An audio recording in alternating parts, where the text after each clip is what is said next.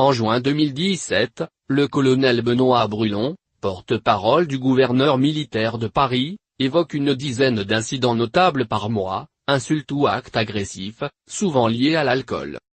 La liste ci-après, non exhaustive, relève ainsi ces incidents de moindre intensité ne revêtant pas un caractère proprement terroriste.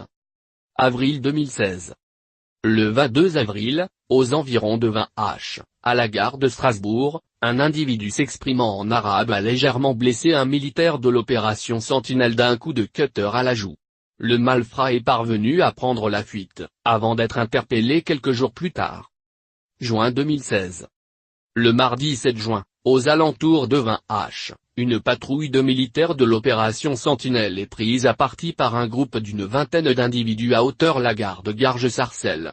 Un soldat a été légèrement blessé à la tête, après avoir reçu un pavé sur le crâne qui a brisé la vitre du fourgon à bord duquel il se trouvait. Les militaires participaient à une mission de sécurisation de la synagogue de Garges-les-Gonesse. Octobre 2016. Le 18 octobre, à Saint-Denis, vers 16h45, un individu se rue sur un militaire de l'opération Sentinelle et tente de lui dérober son fusil d'assaut FAMA, sans réussite. Tout en essayant de calmer cet homme très agité, les militaires ont appelé la police qui a interpellé le suspect. Janvier 2017. Le 4 janvier, à Bondy, vers 15h30, des militaires de l'opération Sentinelle ont procédé à l'interpellation de l'auteur d'un coup de couteau 34. Le 23 janvier, à Rouen, une patrouille Sentinelle interpelle un groupe de jeunes suspectés d'avoir frappé et agressé un jeune touriste américain à la gare, au motif d'une cigarette refusée. Ils sont placés en garde à vue. Février 2017.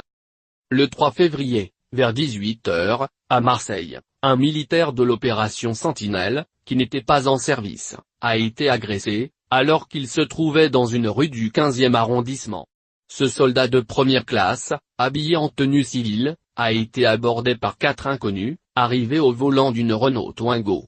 Après avoir proféré des insultes à son encontre, notamment en lien avec son statut de militaire, les 4 mis en cause se sont jetés sur lui avant de lui porter, sans raison apparente, plusieurs coups de poing.